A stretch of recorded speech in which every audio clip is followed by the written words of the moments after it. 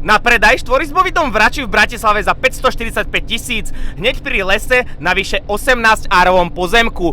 Nehnuteľnosť je po kompletnej rekonštrukcii a odkedy sa dokončila, nikto v nej ešte nebýval. Dom je rozdelený na 3 podlažia, okrem izieb vo videu sa na spodnom podlaží nachádza miestnosť, či už na kuchyňu alebo iné využitie.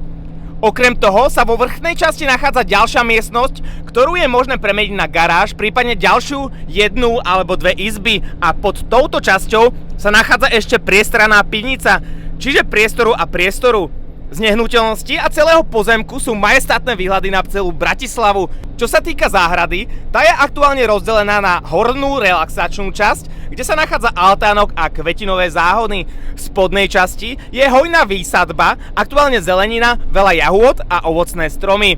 Čiže úroda taká, že už viac kupovať v obchode nemusíš. A lokalita?